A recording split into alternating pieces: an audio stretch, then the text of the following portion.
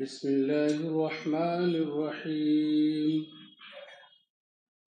صاد قاف والقرآن المجيد بل عجبوا أن جاءهم منذر منهم فقال الكافرون هذا شيء عجيب أإذا متنا وكنا ترابا ذلك رجع بعيد قد علمنا ما تنقص الأرض منهم وعندنا كتاب حفيظ بل كذبوا بالحق لما جاءهم فهم في أمر مريج أفلم ينظروا إلى السماء فوقهم كيف بنيناها وزيناها وما لها من فروج والأرض مددناها وألقينا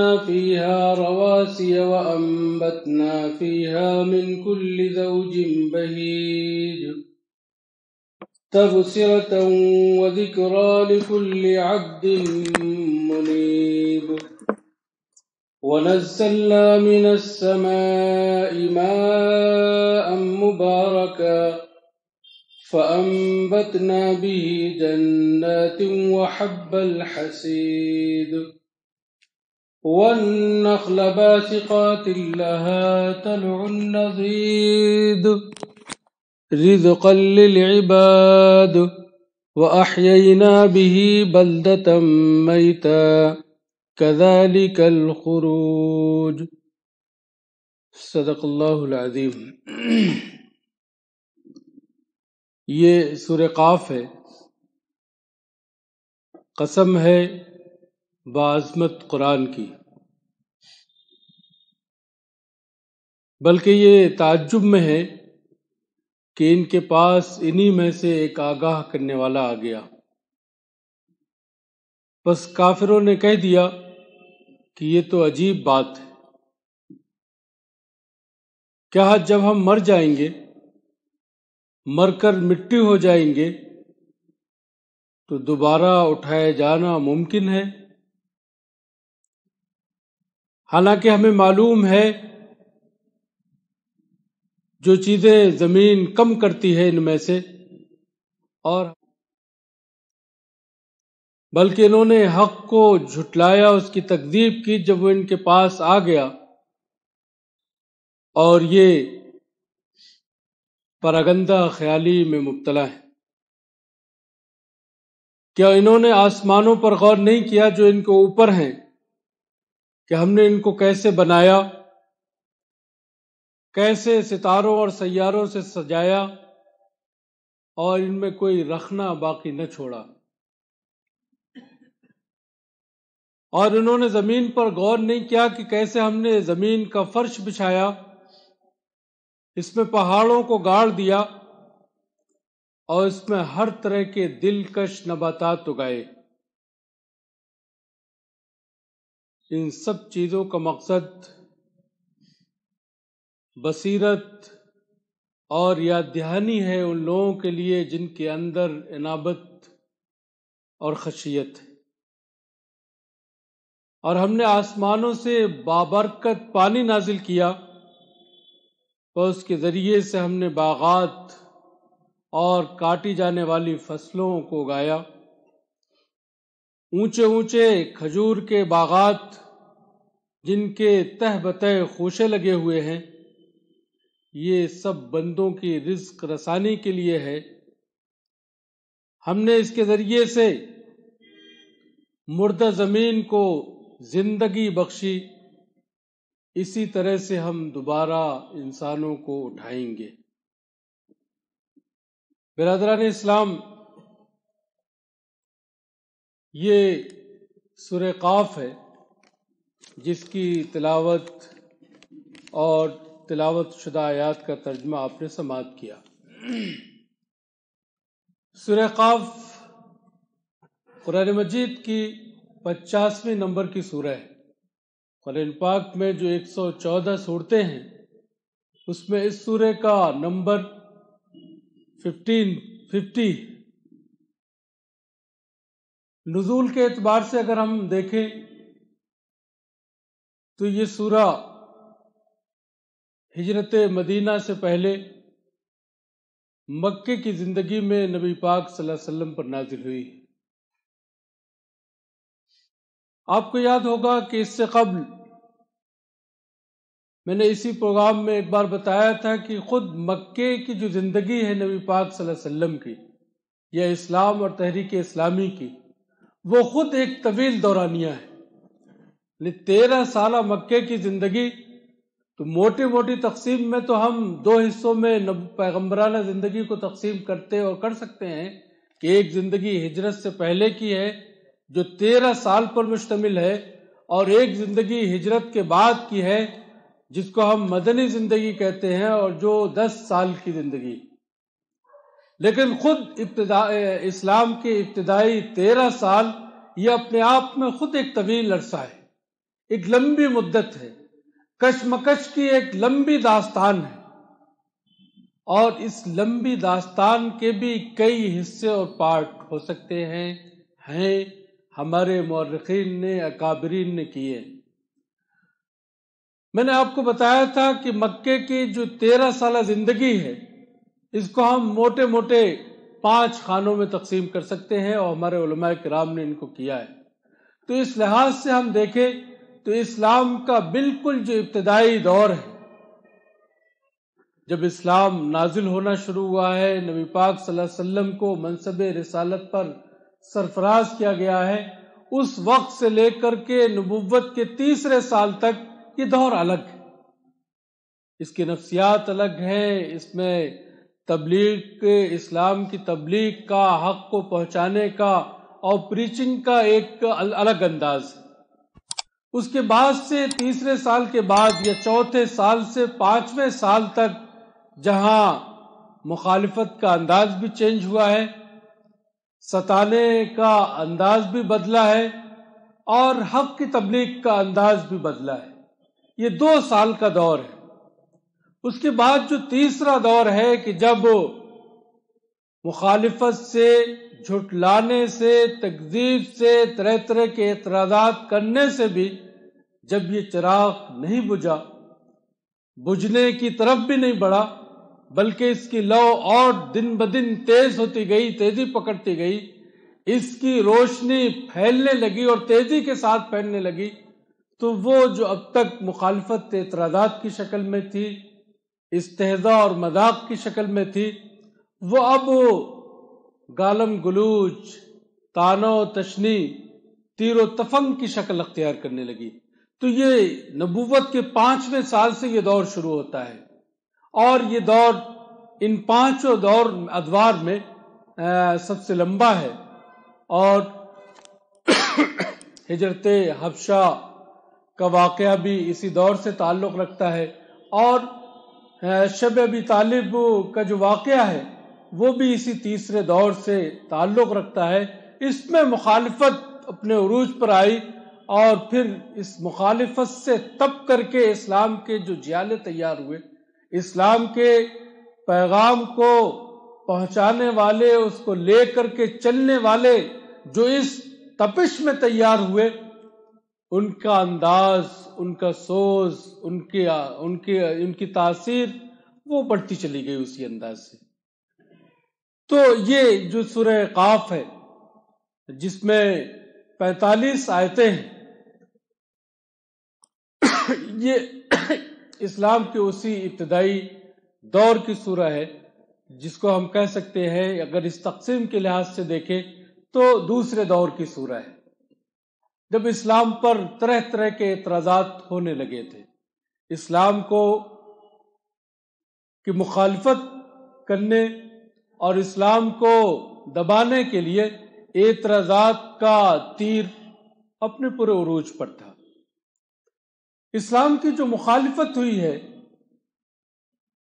بلکہ اس سے پہلے یہ قرآن، اسی کی تفصیل کا نام دراصل اسلام ہے. اس میں اس کی 3 بنیادیں ہیں، یا اس میں 3 تعلیمات ہیں بنیادی طور پر: عقیدہ توحید، عقیدہ رسالت اور عقیدہ آخرت۔ بلکہ ان تینوں کو بھی دیکھیں گے تو ایک تو یہ کہ یہ تینوں عقیدے اسلام کی بنیاد اور اس کی اصل ہے، ان کے بغیر یا ان میں سے کسی ایک کو چھوڑ کر کے بھی اسلام کو اختیار نہیں کیا جا سکتا، اسلام کے راستے پر چلنا ممکن نہیں۔ لیکن ان تینوں میں بھی آپ دیکھیں تو ان تینوں بنیادی عقیدوں میں بھی جس چیز کو بنیاد کی حیثیت یا بنیاد کے اینٹ ہونے کی حیثیت حاصل ہے وہ توحید ہے۔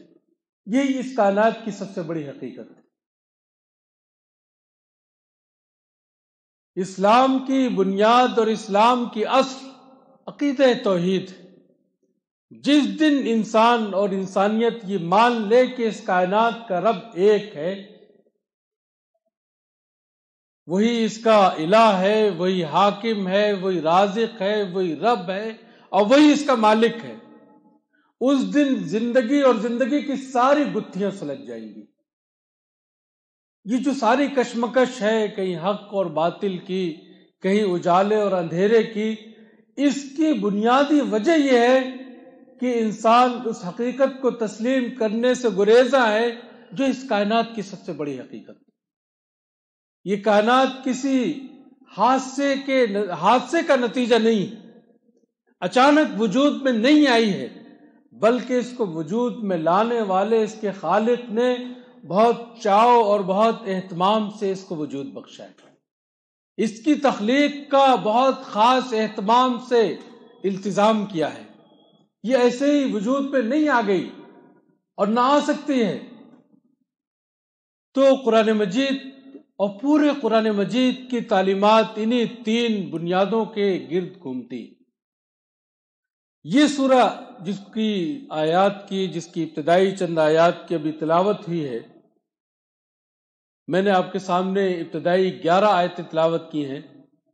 میں اجمالی طور پر ابھی آگے ان 4500 آیتوں کے بارے میں بہت اجمال کے ساتھ آپ کو بتاؤں گا کہ گروپ وائز ان پوری سورہ میں کیا کہا گیا ہے۔ تو یہ اس میں اس تیسرے عقیدے پر فوکس ہے کہ انسان جس دن اس بات کو تسلیم کر لے گا کہ مجھے ایک دن مرنا ہے۔ اب آپ سوچ رہے ہوں گے کہ مرنے سے تو دنیا کے کسی دور میں کسی انسان نے انکار نہیں کیا، اس لیے کہ وہ آنکھوں دیکھی حقیقت ہے۔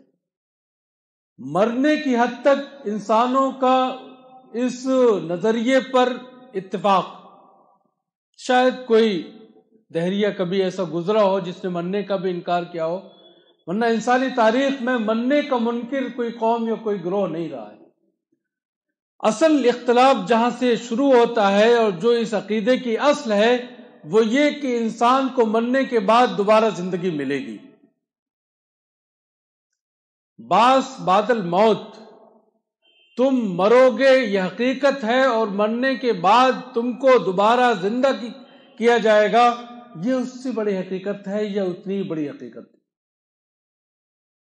تمہاری اس پوری دنیاوی زندگی کا حساب کتاب ہوگا، اس کے ایک ایک پل کے بارے میں تم سے پوچھا جائے گا کہ تم 40 سال، 50 سال، 60 سال، 80 سال، 100 سال کی زندگی لے کر کے زمین پر بھیجے گئے تھے۔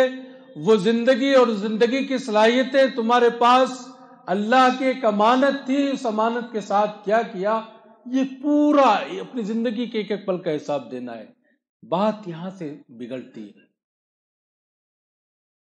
جن کی زندگیوں کا کوئی ایم اور کوئی مقصد نہیں ہے، جن کے سامنے کوئی نصب العین، کوئی مشن نہیں ہے، وہ اس حقیقت کو ماننے کے لیے کبھی تیار نہیں ہوتے۔ اسلام کی کشمکش ایسے ہی لوگوں سے۔ نبی پاک صلی اللہ علیہ وسلم نے مکے میں جب یہ بات پیش کی کہ انسانوں، اس کائنات کا رب ایک ہے، وہی اس کا خالق ہے، وہی مالک ہے، اور وہی اس کائنات کا تنہا الہ ہے۔ انسانیت کی اصل جو ہے، امام ابن تیمیہ رحمۃ اللہ علیہ نے لکھا ہے کہ انسانیت کی اصل یا انسان کی اصل اور انسان کا جوہر اس کا عبد ہونا ہے، اس کی عبدیت اور عبودیت ہے۔ جب ہم یہ تسلیم کر لیتے ہیں، یا انسان جب یہ حقیقت تسلیم کر لیتا ہے کہ وہ اصلاً عبد ہے اور اس کی حقیقت اس کی عبودیت ہے، اس کی عبدیت ہے، وہ کسی کا غلام ہے، تو وہی سے خود بخود ذہن میں یہ سوال پیدا ہونے لگتا ہے کہ اگر یہ عبد ہے اور ہم نے مان لیا کہ یہ عبد ہے، تو کوئی ہستی تو ہوگی جو اس کی معبود ہوگی، کوئی تو ہوگا جس کی عبادت یہ کرے گا، کوئی تو ہو یا ہونا چاہیے جس کی پرستش اور فرمانبرداری ہو۔ تو یہ عبدیت کا لازمہ اور عبدیت کا ایک کمپلسری جز ہے، پارٹ ہے، کہ اس کا کوئی معبود بھی ہوگا اور ہونا چاہیے، عقل یہ مانتی۔ اب انسان معبود کی تلاش میں نکلتا ہے، سرگرداں ہوتا ہے، عقل کے گھوڑے دوڑاتا ہے، اپنے پیروں سے چلتا ہے، ہر طرح سے تلاش کرتا ہے کہ وہ معبود کون ہے، کون ہو سکتا ہے، کون ہونا چاہیے۔ اور دنیا نے اب نہ جانے کتنی چیزوں کو اپنا معبود بنایا یا معبودیت کا درجہ دیا۔ اسلام یہ کہتا ہے کہ تمہیں کہیں دور جانے کی ضرورت نہیں، تمہارا معبود تمہارے پاس ہے۔ یہی اسلام ہے،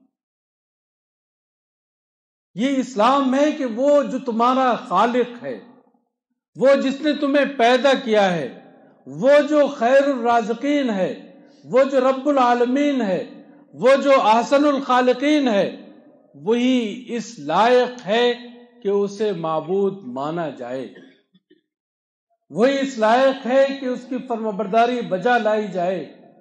باقی جہاں جہاں جاؤ گے، جس جس در پہ پیشانی رگڑو گے، پیشانی گھس جائے گی لیکن کچھ ملنے والا نہیں، کچھ ہاتھ نہیں آئے گا، تمہاری عبدیت بیکار ہو جائے گی، تمہیں اپنا کوئی صحیح معبود نہیں ملے گا، تمہاری حاجت روائی نہیں ہو سکے گی۔ اور پھر آپ تصور کیجئے کہ وہ خدا جو اپنی مخلوق پر اس قدر مہربان ہو کہ اس کی مادی ضرورتوں کی تکمیل جس نے اتنے اہتمام سے کی ہو، جب وہ انسان نہیں ہوتا ہے، انسان کی شکل میں زمین پر نہیں آیا ہوتا ہے، اس وقت بھی وہ اس کی خبر گیری کرتا ہے، اس کی زندگی کو باقی رکھنے کے لیے سارے التزامات اور اہتمامات کرتا ہے۔ ماں کے پیٹ کے اندر جب وہ ہوتا ہے، جب نہ اس کا باپ اس کے لیے کچھ کر سکتا ہے، نہ اس کی ماں اس کے لیے کچھ کر سکتا ہے، نہ کوئی خارجی اور کوئی ذریعہ اور وسیلہ ہو سکتا ہے، اس وقت بھی وہ رب العالمین اس کی خبرگیری کرتا ہے اور اس کی زندگی کے لیے یا اس کے زندہ رہنے کے لیے جو جو چیزیں ضروری ہو سکتی ہیں وہ سب فراہم کرتا ہے۔ اور جب وہ ایک مجبور، بے کس، بے سہارا، گوشت کے ایک لوتھڑے کی شکل میں زمین پر آتا ہے، اس وقت بھی اس کی طاقت نہیں ہوتی کہ وہ اٹھا کر کے اپنے سامنے رکھا ہوا پانی بھی پی سکے، اپنی بھوک مٹا سکے۔ جب انسان اس دنیا میں آتا ہے تو اتنا مجبور، اتنا کمزور ہوتا ہے۔ اس کمزوری کی عالم میں بھی وہ رب العالمین وہ ساری ضرورتیں پوری کرتا ہے جو اس کی ہیں، اس کی فطرت کی ہیں۔ اس لیے قرآن مجید نے ایک جگہ کہا کہ وَآتَاكُم مِّن كُلِّ مَا سَأَلْتُمُوهُ۔ بعض اردو مترجمین نے اس کا ترجمہ کیا ہے کہ اس نے تمہیں وہ سب کچھ دیا جو تم نے اس سے مانگا۔ اس کا یہ ترجمہ صحیح نہیں ہے، وہ بھی ہو سکتا ہے، لیکن اس کا صحیح ترجمہ یہ ہے کہ جو جو تمہاری ضرورت تھی وہ سب کچھ اس نے تمہیں دیا۔ ما سالتمو، تم نے مانگا، تمہاری فطرت نے مانگا، تمہارے نیچر نے جو مانگا، تمہارے نیچر کی جو ڈیمانڈ تھی وہ ساری ڈیمانڈز اس نے پوری کی، اور اس طرح سے پوری کی کہ کوئی اور نہیں کر سکتا تھا۔ جیسے جیسے انسان بڑا ہوتا گیا، جیسے جیسے اس کی ضروریات کا دائرہ بڑھتا گیا، ویسے ویسے وہ ان ضروریات کو پورا کرتا گیا۔ تو یہ جو عبد اور معبود کا جو تعلق ہے وہ بہت محبت کا تعلق ہے، بہت پیارا تعلق ہے۔ اگر ایسی ہستی کو بھی معبود نہ مانا جائے، اس کے نعمتوں کے آگے سربا سجود خم نہ کیا جائے تو اور کس کے آگے کیا جائے گا؟ اور کون ہے جو اس کا مستحق ہو سکتا ہے؟ اور کون ہے جس کی نعمتوں کا ہم شکر ادا کریں؟ اور کون ہے جس کے ہم عبادت بجا لائیں؟ اور کون ہو سکتا ہے جس کے آگے ہم اپنا سر جھکا دیں؟ وہی تو ہو سکتا ہے جو ہم پر اتنا مہربان ہے، وہی تو ہو سکتا ہے جو ہمارا خالق ہے، وہی تو ہو سکتا ہے جو ہمارا رازق ہے، وہی تو ہونا چاہیے جس نے یہ کائنات بنائی ہے، وہی تو ہونا چاہیے جس نے اس کائنات کو ہماری خدمت میں معمور کر دیا۔ ہم اس کائنات کی جس چیز سے چاہتے ہیں خدمت لیتے ہیں، ہماری بندگی کا اس سے زیادہ مستحق اور اس سے صحیح مستحق اور کون ہو سکتا ہے؟ تو یہ عبد اور معبود کے تعلق تھا۔ اس عبد اور معبود کے درمیان ایک باریک سی کڑی ہے، جس کڑی کو اگر ہم مس کر دیں یا انسان مس کر دے تو وہ گمراہی میں بہت دور چلا جاتا ہے۔ میں ان آیات سے پہلے یہ اصولی حقیقتیں ہیں جو آپ کے ذہن میں تازہ کرنا چاہتا ہوں۔ وہ تعلق رسالت کا تعلق ہے۔ انسان جو ایک عبد ہے، انسان جو اپنے معبود کی تلاش اور جستجو میں ہمیشہ سے ہر زمانے میں اور ہر جگہ رہا ہے، یہ بتانے والا کہ معبود کون ہے، یہ بتانے والا کہ معبود کی پسند کیا ہے، یہ بتانے والا کہ معبود کن چیزوں سے اور انسان کے کن رویوں کو ناپسند کرتا ہے، یہ بتانے والا اس رسالت کی کڑی کے سوا اور کوئی ذریعہ نہیں ہو سکتا۔ اس لیے اسلام نے یہ کہا کہ جس طرح سے اللہ پر ایمان لانا ضروری ہے ایک معبود کی حیثیت سے، رب العالمین کی حیثیت سے، احسن الخالقین کی حیثیت سے، اسی طرح سے وہ جو ذریعہ ہے اللہ اور بندے کے درمیان، عبد اور معبود کے درمیان، اس ذریعے کو مس نہیں کیا جا سکتا۔ اس کو مس کر کے بہت دور چلے جائیں گے۔ کہا کہ ایمان بالرسالت، رسالت پر ایمان لانا بھی ضروری ہے۔ تو قرآن مجید نے اس کو ایڈریس کیا اور اس کو بہت اچھے اچھے مضامین سے اس کو سمجھایا کہ یہ جو پیغمبر ہیں اور یہ انسان کی ایسی بنیادی ضرورت تھی کہ جب اللہ تعالیٰ نے اس کائنات کو بنانے کا اور اس کائنات پر انسان کو بسانے کا فیصلہ کیا تو پہلا انسان جو اس زمین پر آیا وہ پہلا انسان ہونے کے ساتھ ساتھ منصب نبوت پر بھی فائز تھا۔ حضرت آدم اگر پہلے انسان تھے تو پہلے نبی بھی تھے، اور پھر قرآن مجید کی شہادت کے مطابق دنیا میں کوئی جگہ، کوئی قوم ایسی نہیں گزری جس میں اللہ کے یہ بندے نہ آئے ہوں، منتخب بندے۔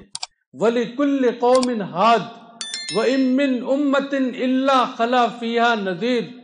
ہم نے اس زمین پر کوئی ایک ایسی امت بھی ایسی نہیں چھوڑی جس میں ہدایت دینے والا، رہنمائی کرنے والا نہ بھیجا ہو۔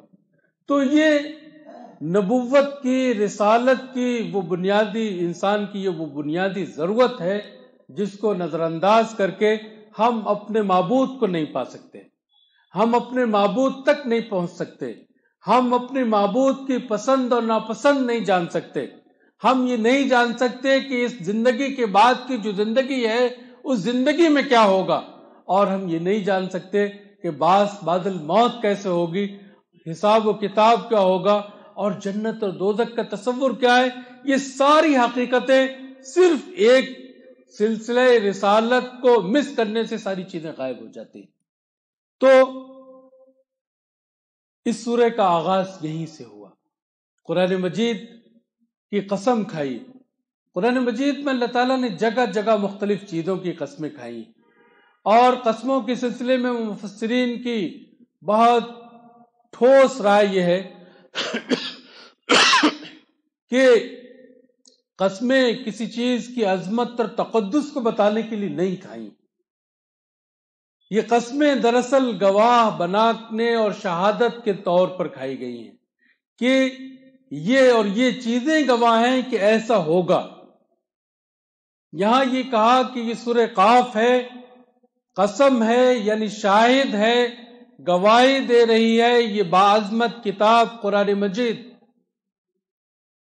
کہ نبی جس چیز کی دعوت دے رہا ہے، جس الہ کی طرف بلا رہا ہے، جس معبود کی طرف پکار رہا ہے، جس معبود کی عبدیت اختیار کرنے کی دعوت دے رہا ہے، وہی عبد ہو سکتا ہے، وہی معبود ہو سکتا ہے، وہی الہ ہونے کے لائق ہے۔ اور اگر اس کی الوہیت کو، اس کی ربوبیت کو ٹھکرا دیا گیا تو انسان خسارے میں رہے گا، انسان نقصان میں رہے گا، انسان تباہ ہو جائے گا۔ تو اس پوری سورہ میں باس بعد الموت بذریعہ یا براست نبوت، ظاہر ہے کہ اس کے بغیر تو کچھ ملے گا نہیں، یہ قرآن بھی اسی سلسلے سے ملا ہے، تو آخرت پر اس پر زور ہے، فوکس ہے، آخرت کی بات کہی گئی ہے۔ اور پوری سورہ کو ہم اگر تقسیم کریں تو اس میں 45 آیتیں ہیں، 45 آیتوں کو 7 حصوں میں ہم بانٹ سکتے ہیں، 7 مضامین ہیں اس میں، 7 گویا چھوٹی چھوٹی پیراگراف، 7 چھوٹے چھوٹے اسٹینزے۔ پہلے جو تقریر ہے اور پہلا جو پیراگراف ہے وہ آیت 1 سے 5 تک ہے، کہ پوری سورہ کی ایک سمری آپ کے سامنے آ جائے تاکہ آپ جب پڑھیں تو وہ پورا مضمون ذہن میں رہے۔ آیت نمبر 1 سے 5 تک قرآن مجید کی عظمت اور رفعت کی شہادت ہے، اور بتایا ہے کہ یہ باعظمت جو کلام ہوتا ہے وہ متکلم کی عظمت اور رفعت کا عکاس ہوتا ہے۔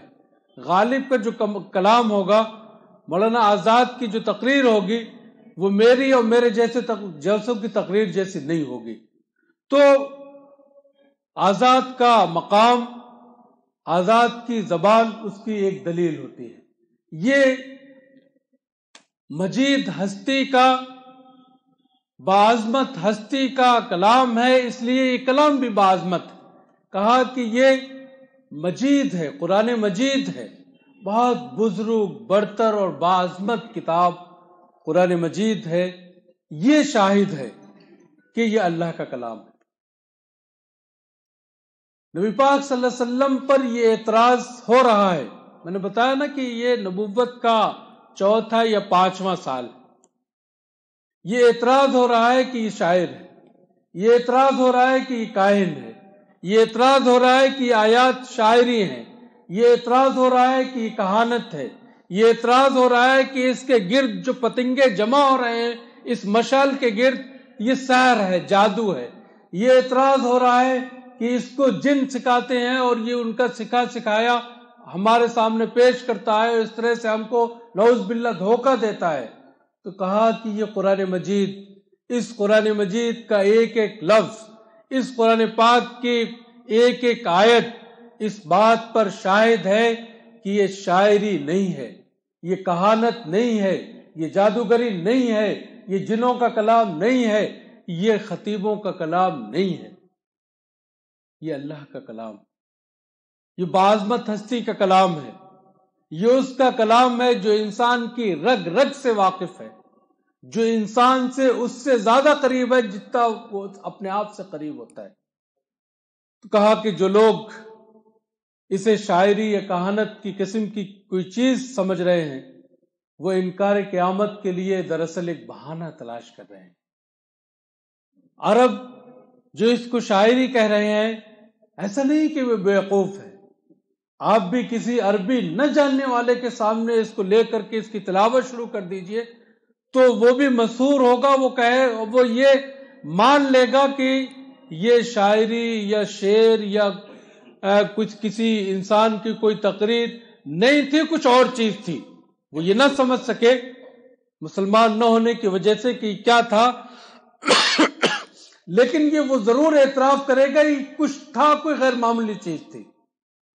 تو کہا انسان جب اس باعظمت کتاب کا انکار کرتا ہے، اس کو ایسی ویسی چیزوں سے جب وہ تشبیہ دیتا ہے، تو اس کی وجہ یہ ہوتی ہے کہ اس کے اندر ایک چور ہوتا ہے، انکار کرنے کا چور، انکار کے لیے بہانہ تلاش کرنے کا چور۔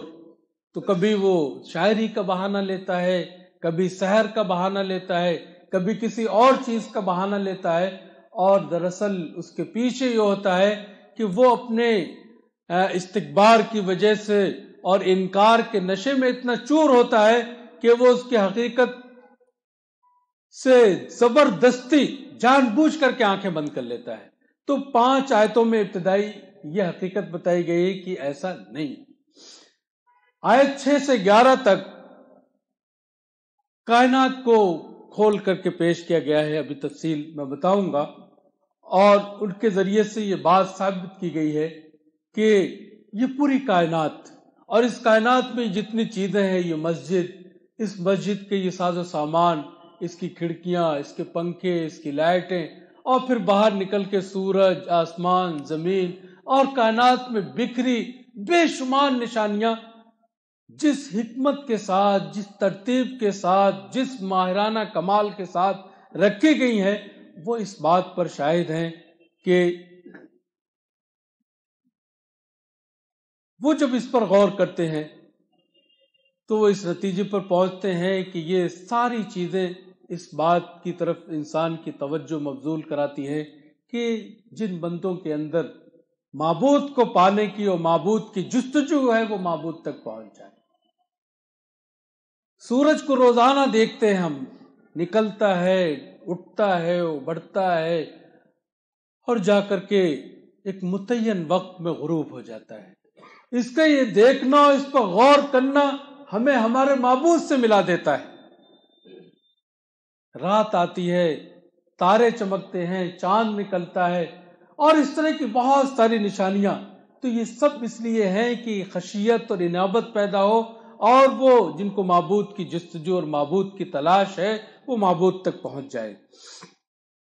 پھر اسی طرح سے 12 سے 14 تک کفار کو دھمکی دی ہے کہ اپنے کفر اور استکبار سے اگر باز نہ آئے تو دیکھ لو کہ تم سے پہلے بھی جنہوں نے یہ روش اختیار کی ہیں ان کا کیا حشر ہوا ہے، وہی حشر تمہارا بھی ہونے والا ہے۔ 15 سے 18 آیات میں دوبارہ اٹھائے جانے پر اللہ تعالیٰ کے خلق، لخلق السماوات والارض، اور اللہ کے علم سے استدلال کیا ہے کہ وَلَقَدْ نَعْلَمُ وَنَعْلَمُ مَا تُوَسْوِسُ بِهِ نَفْسُ، جس کا علم اتنا ہماگیر ہو، جس کی خلقت اتنی عجیب و غریب ہو، وہ کیسے نہیں دوبارہ پیدا کر سکتا؟ اس نے پیدا کیا، تم کچھ نہیں تھے، نتھنگ، پیدا کیا، اب تو تم ہو، دفن کر دیے گئے ہو، جلا دیے گئے ہو، لیکن ایک وجود پا کر کے تو یہ بھی کوئی ناممکن، امپاسبل، اسمبھو چیز نہیں ہے۔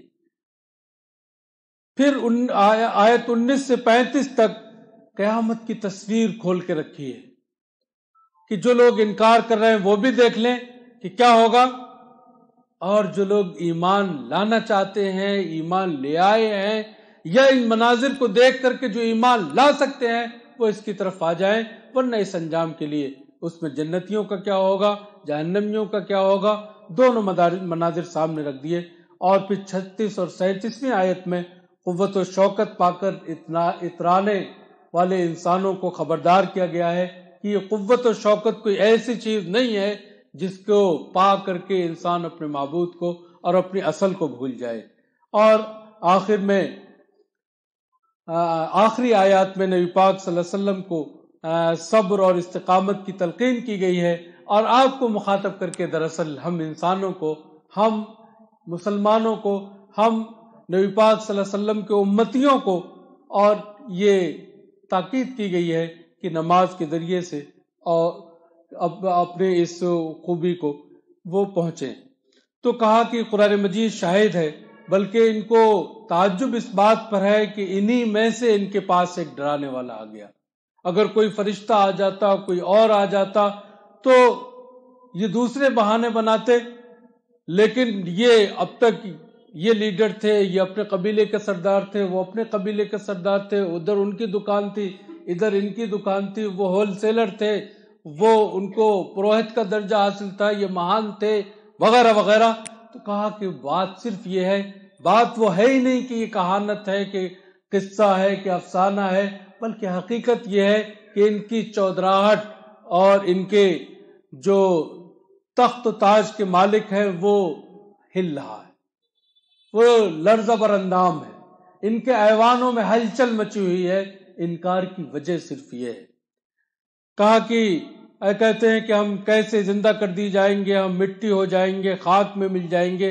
کہا کہ قد علمنا ما تنقص الارض، انسان مرنے کے بعد دفن کیا گیا، مٹی ہو گیا، مٹی کے ذرات کہاں ہیں، کس زمین نے کس کو نگلا ہے، مرنے کے بعد گنگا کے گھاٹ پر جلا کر کے ہوائی جہاز سے خاک اڑا دی گئی، دریا میں بہا دی گئی، وہ بھی اس کے علم میں ہے۔ اس بہی ہوئی خاک کو اور راکھ کو وہ کیوں نہیں جمع کر سکتا جس کو معلوم ہے کہ وہ خاک کے ذرے کہاں ہیں؟ ان کو جمع کرنا اس کے لیے کوئی مشکل کام نہیں۔ اس کے بعد وہ جو ابھی میں نے کہا کہ پوری کائنات کو پیش کیا ہے کہ افلم ينظر الى السماء فوقهم كيف بنيناها، یہ چھت، نیلی چھت جو ہے، یہ بہت بڑی دلیل ہے اللہ کو پا لینے کی، یہ بہت بڑی دلیل ہے اللہ کے اس کائنات کے مالک، حاکم اور رب ہونے کی۔ کہا کہ کیف بنیناہا، کیسے ہم نے یہ چھوٹی سی مسجد بنائی ہے، اس میں آپ پیلر گنیے گن نہیں پائیں گے، وہ اتنی بڑی چھت، کوئی پیلر نہیں ہے، کوئی پیلر نہیں، کوئی ستون نہیں، کوئی بیم نہیں۔ اور کہا کہ وما لہا من فروج، یہ سب اہتمام کر کے تو برسات میں چیک کرنا پڑتا ہے، مسالہ لگانا پڑتا ہے کہ کہیں کچھ پانی رس رہا ہے، لیکن اس میں ما لہا من فروج، کوئی کمی نہیں ہے۔ ایک جگہ کہا کہ تم نظر دوڑاؤ، بار بار دوڑاؤ، ریویو کرو، کہیں سے تمہیں کوئی نقص نہیں ملے گا۔ تو یہ کوئی چھوٹی موٹی چیز نہیں، اور یہ ایک ایسی دلیل ہے جو اندھا بھی نہیں کہہ سکتا کہ آسمان نہیں۔ کہا کہ کیف بنیناہا وزیناہا، یہ تم کمکماتے ہوئے، یہ روزانہ فیوز ہوتے ہیں، بدلنا پڑتے ہیں، رہ جائے تو اندھیرا ہوتا ہے، وہ ایک دن بھی فیوز نہیں ہوتے، ایک دن بھی لائٹ نہیں کٹتی، ایک دن اس کا کنیکشن ڈسٹرب نہیں ہوتا۔ یہ اہتمام، یہ انسان کو دعوت غور و فکر دیتا ہے، اور انسان جب ان پر غور کرتا ہے تو پکار اٹھتا ہے، سبحانک، پاک ہے تیری ذات، والارض مددناہا، زمین انسان ہر وقت چلتا ہے، اس پر گھر بناتا ہے، بلڈنگیں بناتا ہے، نہ جانے کیا کیا بناتا ہے، اور کتنی کتنی اونچی بناتا ہے، جہاز دوڑاتا ہے، ریل گاڑیاں دوڑاتا ہے، سب کچھ کرتا ہے۔ کتنا مضبوط فرش ہے، ہم ایک بلڈنگ بناتے ہیں، اس کا فرش بنانے کے لیے وہ سارے اہتمام آرکیٹیکٹ کے مشورے سے طے کرتے ہیں کہ فرش بیٹھے نہ، دبے نہ، لیکن اس کے باوجود روزانہ ہم دیکھتے ہیں کہ سڑک دھس گئی، گھر میں دوبارہ پلاسٹر کرانا پڑ رہا ہے، فرش بچھانا پڑ رہا ہے، دھس گیا۔ لیکن یہ زمین جس پر یہ سب کچھ ہو رہا ہے اور ہزارہ سال سے ہو رہا ہے، کبھی ایک واقعہ بھی آپ نے ایسا نہیں سنا کہ والارض مددناہا والقینا فیہا رواسیا، کبھی ڈس بیلنس نہیں ہوئی، کبھی دھسی نہیں۔ وانبتنا فیہا من کل زوج بہیج، کتنے دلکش، کتنے دل فریب، کتنے خوبصورت یہ زمین نظارے پیش کرتی ہے۔ کیا یہ اللہ کے الہ ہونے، اللہ کے رب ہونے، اللہ کے احسن الخالقین ہونے اور اللہ کے معبود ہونے کے شواہد نہیں ہیں؟ ان شواہد کے بعد بھی کسی اور شاہد کی ضرورت ہے؟ کہا کہ تبصرۃ و ذکریٰ لکل عبد منیب، یہ ساری چیزیں وہ ہیں کہ اگر دل میں کچھ خشیت ہے، دل میں کچھ انابت ہے، دل میں اگر کچھ بھی رمق ہے، کوئی چھوٹی سی چنگاری بھی اگر راکھ کے اندر دبی ہے تو وہ سلگنے لگ جائے، اس میں تپش اور حرارت پیدا ہو جائے اور وہ شعلہ بن جائے۔ چنگاری ہوگی تبھی شعلہ بنے گی، راکھ کا ڈھیر کبھی شعلہ نہیں بن سکتا۔ تو کہا لکل عبد منیب، انابت والوں کے لیے یہ پوری کائنات انابت کا بہترین، مؤثر اور سب سے بڑا ذریعہ ہے۔ پھر اس کے بعد فرمایا کہ وَنَزِّلْنَا مِنَ السَّمَاءِ مَاءً مُبَارَكًا، ایک دو چیز ہے، ایک دو کمالات ہیں اس کے ایک دو دلیل ہے اس کے معبود ہونے کی اور الہ ہونے کی. ہم نے آسمان سے مائع مبارک نازل کیا، بابرکت پانی، پانی جو انسان کی بنیادی ضرورت ہے، پانی کے بغیر ہم زندہ نہیں رہ سکتے. کہا کہ وہی ہم نے ہی نازل کیا ہے. اب پانی ہمارا پیو، زندہ ہمارے پانی پر رہو، اور معبود کوئی اور ہو. تم خود سوچو، تم خود فیصلہ کرو کہ اس کو کیا کہیں گے، اس پالیسی کو. کہا کہ وَنَزَّلْنَا مِنَ السَّمَاءِ مَاءً مُبَارَكًا فَأَنبَتْنَا بِهِ جَنَّاتٍ وَحَبَّ الْحَصِيدِ. ہم نے اس کے ذریعے سے باغات اگائے، تازہ تازہ پھل دیے تم کو، ہر موسم کے لیے الگ الگ دیے، ہر پھلوں کی الگ الگ خوبیاں ہیں. شمار نہیں کر سکتے، شمار ہی نہیں کر سکتے، ہم اندازہ نہیں کر سکتے. ہم جو بتاتے ہیں کہ اس میں وٹامن سی ہے، اس میں اے ہے، اس میں بی ہے، یہ تو چند چیزیں ہیں اور چند فائدے ہیں، چند سے بھی کم. کیا کیا ہے ہم اس کو پتہ نہیں لگا سکتے اور اب تک نہیں لگا پائے ہیں. کہا وحب الحسید، دو طرح کی چیزیں ہیں، پیداوار دو طرح کی. ایک تو پھلوں کا ذکر کیا، ایک پیداوار وہ ہے جو سیزن ہوتی ہے. گیہوں آپ کو جاڑوں میں آپ نہیں جا کر کے کاٹ سکتے، لیکن اللہ تعالیٰ نے غلے میں وہ خوبی رکھ دی کہ آپ کاٹ کر کے لائیے اور اسٹور کر لیجئے، سال بھر کھائیے. سیب آپ سال بھر گھر لے جا کے نہیں رکھ سکتے، لیکن گیہوں آپ سال بھر کا اسٹور کر سکتے ہیں، کر لیتے ہیں. دالیں آپ رکھ لیتے ہیں، چاول آپ رکھ لیتے ہیں. کہا کہ یہ بھی دیے جو اسٹور ہونے کی صلاحیت رکھتے ہیں، سال بھر چل سکتے ہیں اور سال بھر تمہاری ضرورت پوری کر سکتے ہیں. کہ یہ معبود کو پالنے کے لیے یہ دلیل کافی نہیں ہے؟ وَالنَّخْلَ بَاسِقَاتٍ لَهَا، جنات کا ذکر کیا تھا، لیکن مخاطب اول عرب کا معاشرہ ہے، عرب کے لوگ ہیں جن کی سب سے بڑی دنیاوی نعمت کھجور ہے. کھجور.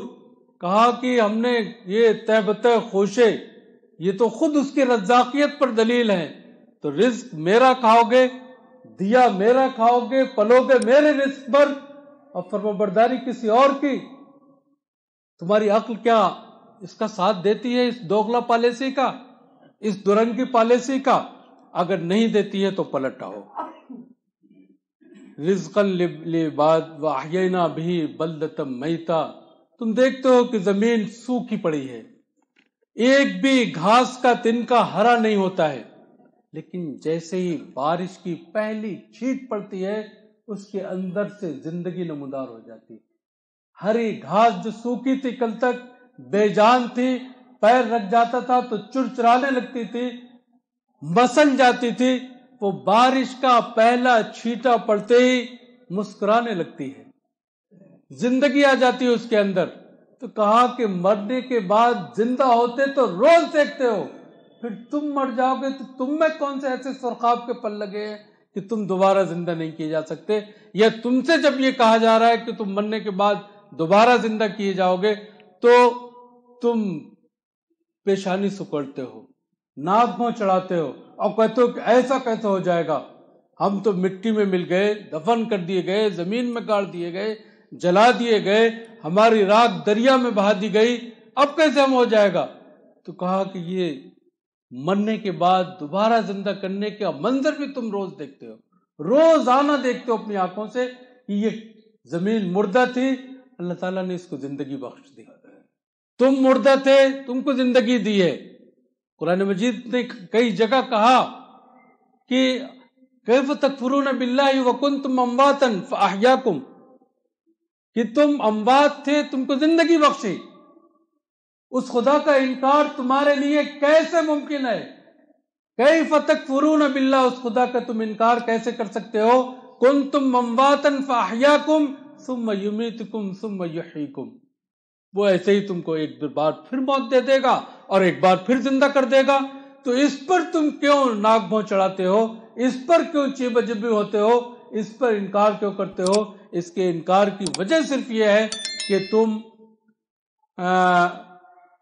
استکبار میں مبتلا ہو، تمہارے اندر اپنی بڑائی کا اوور احساس پیدا ہو گیا ہے، تم استکبار کی روش اختیار کر لی ہے. بڑائی صرف اس اس کے لیے زیبا ہے، تمہارے لیے زیبا نہیں۔ اللہ تعالیٰ سے دعا ہے کہ وہ ہمیں قرآن مجید کو پڑھنے، بار بار پڑھنے، قرآن مجید کی ان حقائق کو سمجھنے، ان پر غور کرنے اور ان کے مطابق اپنے آپ کو بنانے کی توفیق عنایت فرمائے۔ ربنا تقبل منا انک انت السمیع العلیم، وآخر دعوانا ان الحمد للہ رب العالمین۔